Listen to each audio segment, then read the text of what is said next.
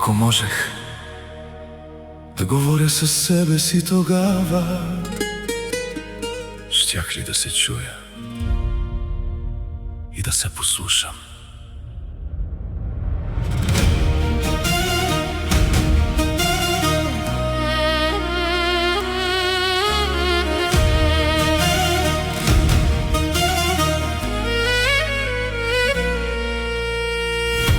Вървях след хора, дето си отиваха,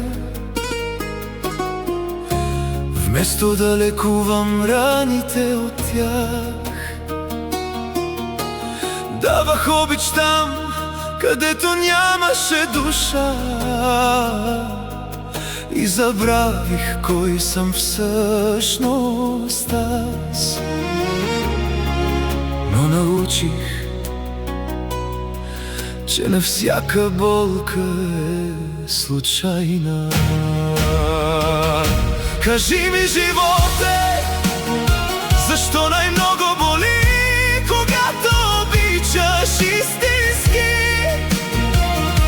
И има ли смисъл да даваш сърце на хора, които не знаят да го пазят?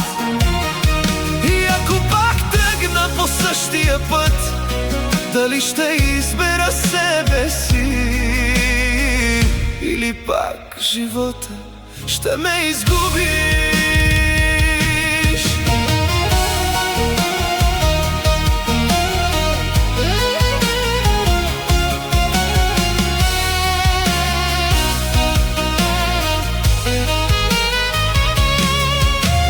Майка ми тихо ми казваше: сине, първо себе си пази. Аз раздавах всичко до последно и останах празен отвътре почти. Морето пази моите тайни, шепне имена от минали дни, а вълните връщат ми въпроса: защо се губиш в чужди съдби? Разбрах накрая в тишината сам, че най-дълбоките рани идват от фалшивите приятели. Кажи ми, животе, защо най-много боли, когато обичаш истински? И има ли смисъл да даваш сърце на хора, които не знаят да го пазят? И ако пак тръгна по същия път, дали ще избера себе си, или пак живота ще ме изгубиш? Не беше напразно всичко, дори болката. Тя ме научи да чувам себе си в свят, който крещи, и да не търся любов там, където няма душа. Кажи ми, животе, или вече разбрах, че най-много боли, за да обичам? Има смисъл да даваш сърце, но първо се научи да го пазиш.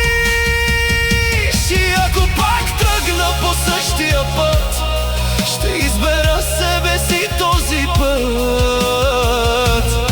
И няма да ме изгубиш.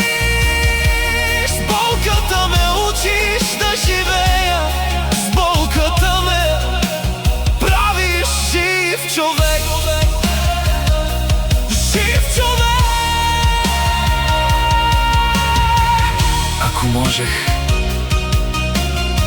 да говоря със себе си тогава, щях да си кажа: боли, но точно това ще ти покаже, че още си жив човек.